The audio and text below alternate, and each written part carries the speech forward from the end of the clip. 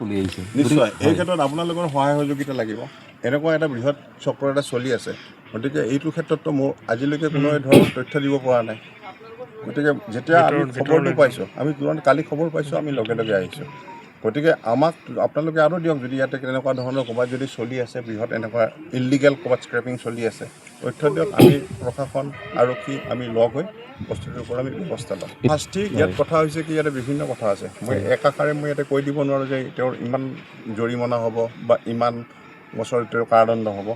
এই আমাৰ যিটো আমাৰ কাম হৈছে কি, MV এক্টত যিখিনি আছে আমি MV এক্ট মতে আমি বাকী কামখিনি কৰিম। আৰু আমি প্ৰশাসনৰ লগত আমি আলোচনা মৰ্মে এইটো আমি চিল কৰাৰ ব্যৱস্থা কৰাম।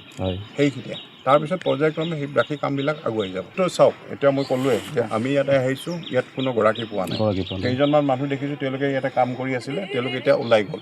আৰু যিজনে বাইদেউ আছে, বাইদেউজনে ক'লে যে আমাৰ যিজন গৰাকী তেওঁ ইয়াত নাই, আবেলিলৈকে আহিব। এতিয়ালৈকে সেইখিনি তথ্য। পাপু বুলি নাম এটা কৈছে, পাপুৰ কথা উল্লেখ কৰিছে।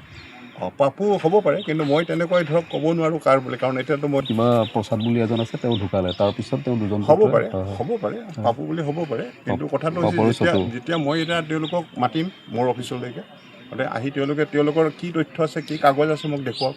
তেওঁলোকৰ লিগেলাইজ কিবা কাগজ আছে নেকি, যে তেওঁলোকক কোনে পাৰ্মিশ্যন দিছে এইখন ইয়াত কাটিবৰ কাৰণে। যদি তেনেকুৱা কাগজ আছে মোক দেখুৱাওক, অন্যথা আমি বিভিন্ন ব্যৱস্থা ল'ম।